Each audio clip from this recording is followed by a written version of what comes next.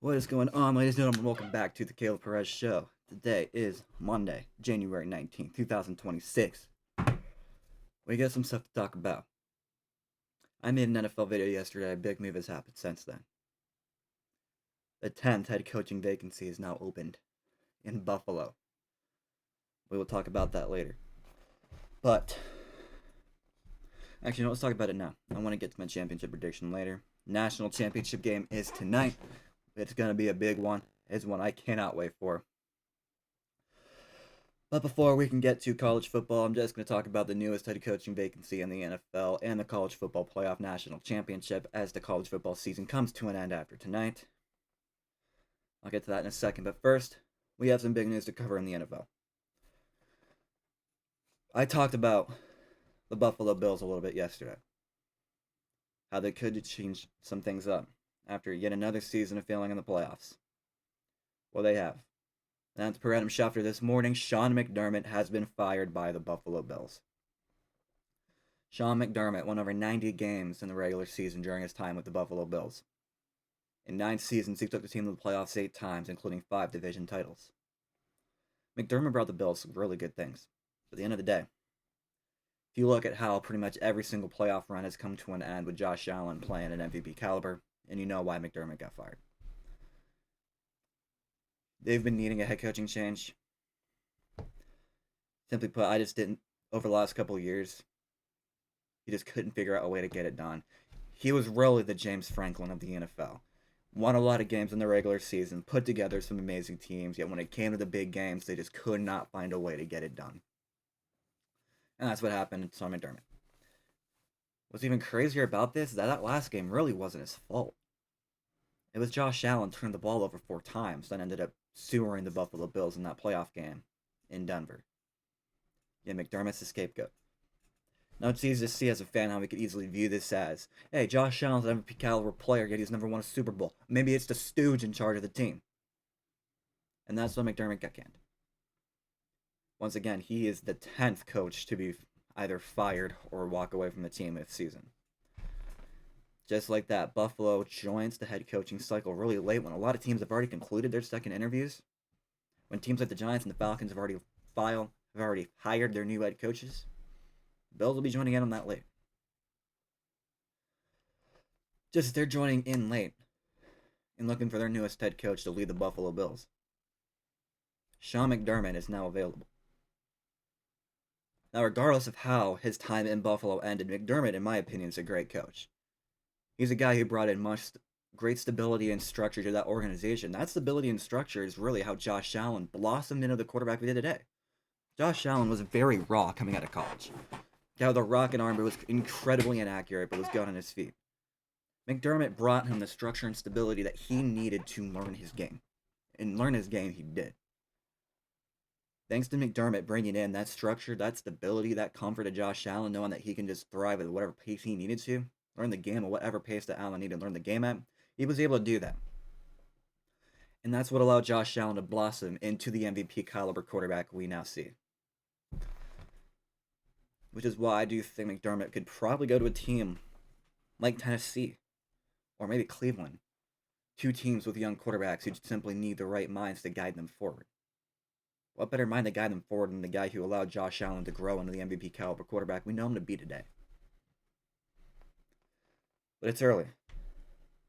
In the last 2 NFL MVPs who still play on their team they won MVP with, now play on a team that are looking for a new head coach. Buffalo, just like Baltimore, is going to be a premier destination for any head coaching candidate on the board right now. And Sean McDermott is already going to be one of the most popular head coaches available on the market. He might find a job quick. He might find his next job quicker than John Harbaugh did. It might seem crazy knowing a lot of these teams are already beginning to conduct their second round of interviews with guys, but at the end of the day, when a guy like Sean McDermott, who helped Josh Allen become MVP, who helped turn around Buffalo's luck from a team who can never find a way to get it done, into a team who's made the playoffs 8 of the last 9 years, who many times have gone an AFC Championship game, who produced an MVP caliber quarterback, is now available. They're going to want that in Sean McDermott. Whether he's a good coach is up for anybody else to decide. But in my opinion, McDermott's a good coach. He develops talent very well. And he's already going to be the top candidate available for teams who are still searching for their new head coach. But yeah, that's my argument about McDermott. I want the Browns to get him. Cleveland, if you're smart, McDermott's available. Go get Sean McDermott. Keep Jim Schwartz as your DC. Hire Mike McDaniel as the OC. And you're going to thrive next season, in my opinion. But yeah, that's all I want to talk about for Sean McDermott. Let's get to the big news. Let me just make sure there isn't any other bigger news to talk about, obviously. Playoffs were great. I talked about that yesterday. Oh, Matthew Tkachuk. That's big news that just broke. Matthew Tkachuk for the Florida Panthers. He will make his season debut tonight after off-season surgery. But yeah, he is back.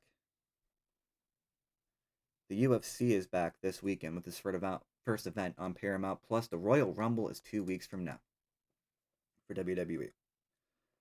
There's a lot of great sports incoming, none greater than what's happening tonight.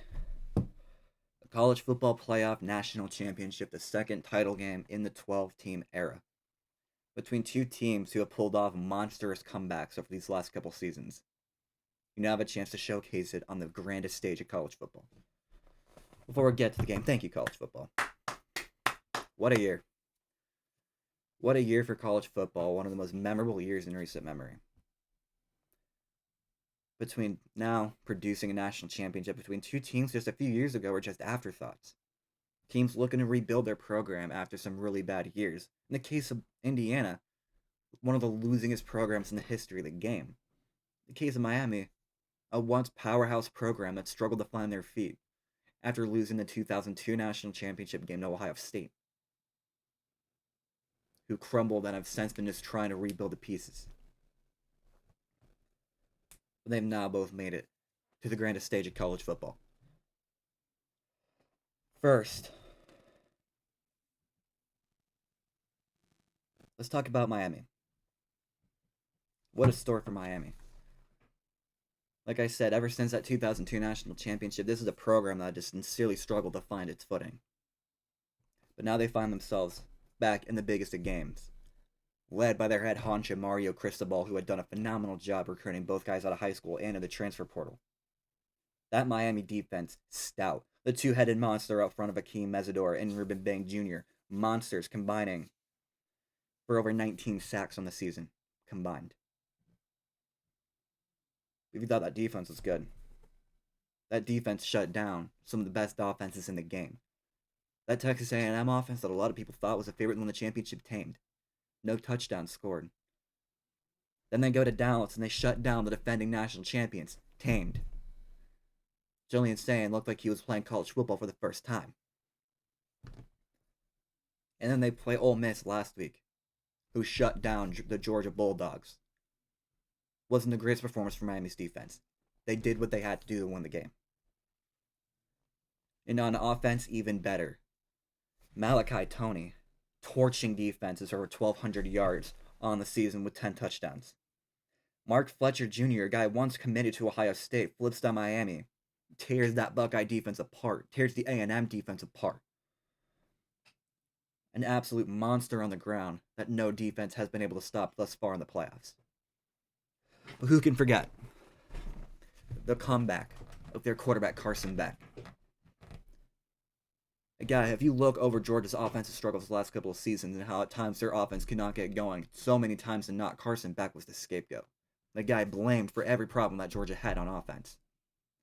Once Gunnar Stockton came in and looked pretty decent, Carson Beck was gone. He was exiled, many thought. Miami lost 2 games early in the season. People thought Miami was done, that Carson Beck's dream of becoming an NFL quarterback were done, that he was never going to win a national championship. Miami somewhat comes back, sneaks into the playoffs. A lot of controversy about that. But it's no longer controversial when you see how he's played in the playoffs. While he hasn't been the superstar on the team during this playoff run, he has gotten the job done.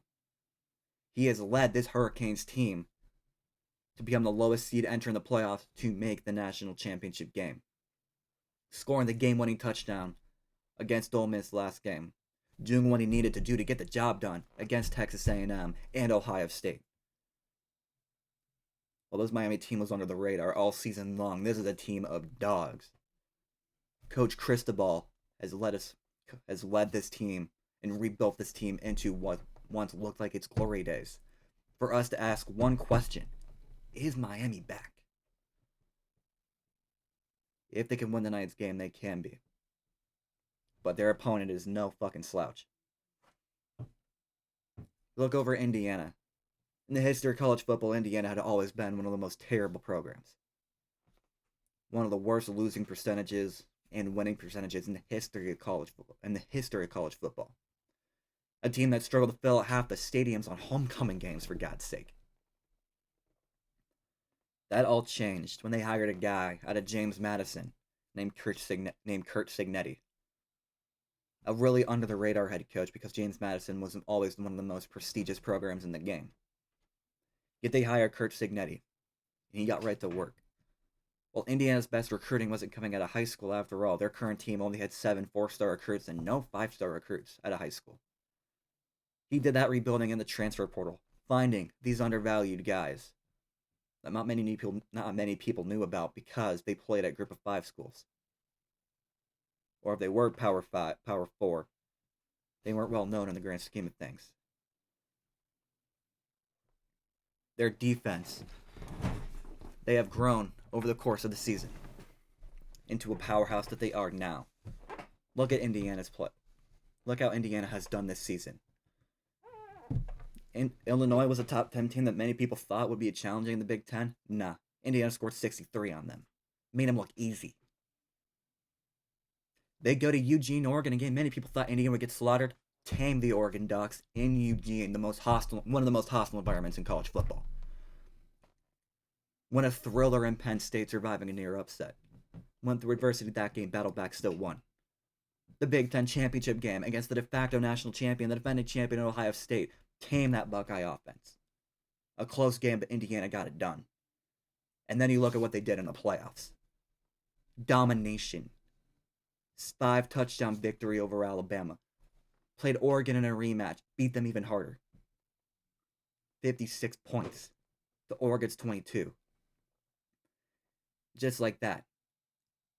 Under 2 seasons of Kurt Cignetti, Indiana has gone from an afterthought to an absolute powerhouse that's a heavy betting favorite entering this title game. Who's led them all? Let's look at the running game. If you thought Mark Fletcher was good, people forget about Roman Hemby. And the fact that he's rushed for 1,200 yards this season for 7 touchdowns. The guy behind him, Kalen Black, 900 yards in the season.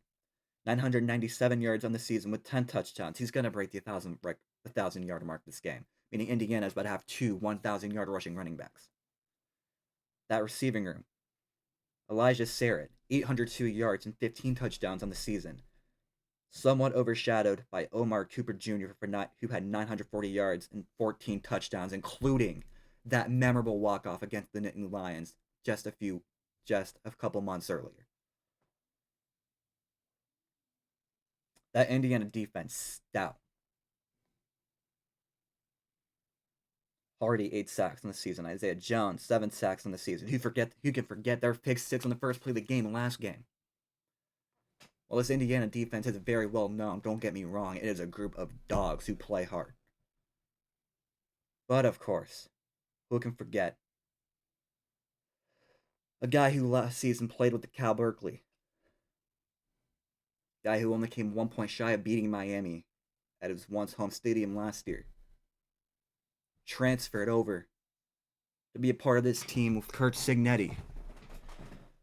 And he's blossomed into the best quarterback in college football. Fernando Mendoza. The best quarterback in college football. Who earned the right to call himself that. Who earned the right to call himself the Heisman Trophy winner. Who's only 1 win away from earning the right to call himself a national champion, and a couple of months from now will earn the right to call himself the number 1 pick of the 2026 NFL Draft. Mendoza can run the ball. He can throw the ball. He has done everything right. He has made very few mistakes. 3,394 yards in the air, 41 passing touchdowns, only 6 interceptions on the season. Almost half of what Carson Beck's been doing. Fernando Mendoza is an animal. Coach Cignetti's first ever Heisman winner. the guy who has led this Indiana offense to great heights. People are beginning to question whether or not Indiana is the most dominant force in the history of the college football playoffs. A couple blowouts to start it is a great start. Indiana is only 1 win away from not only completing their historic comeback, but from becoming the first ever 16-0 undefeated champion in the 12-team playoffs, the first ever 16-0 champion in college football history. Miami's the only thing that stands in the way. Both teams have had incredible comebacks. Both teams earned the right to get here, overcame some crazy adversity in the process. At the end of the day, I must pick a winner. Only one team can win at Hard Rock Stadium in Miami tonight for the national championship game. Miami looking to become the first ever double-digit seed to win a national champion.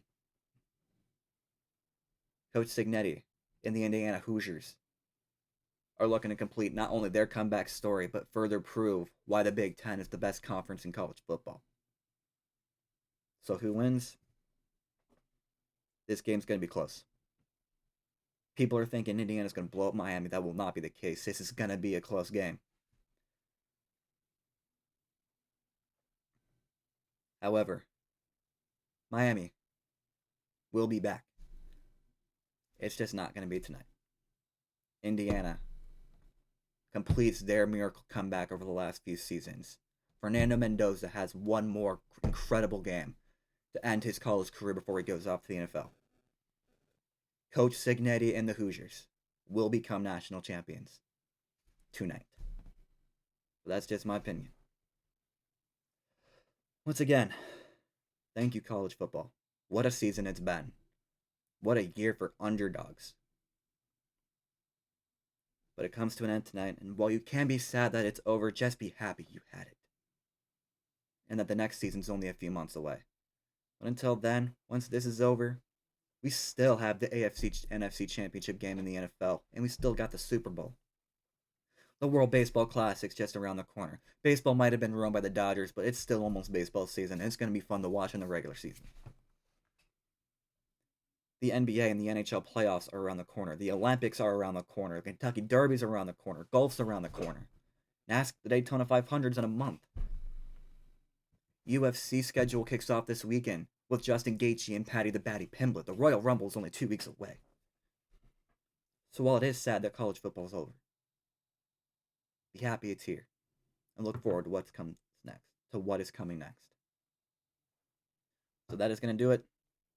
I will wrap up this video. I probably got way too hyped up, but this is going to be a great championship game, one that I am looking forward to a lot. But yeah, let's enjoy one more night of college football. Let's have some fun. But go Hoosiers. Crazy as a Buckeye fan, I'm saying that. Indiana's going to win. But yeah, that'll do it. Peace out, y'all. Let's enjoy college football.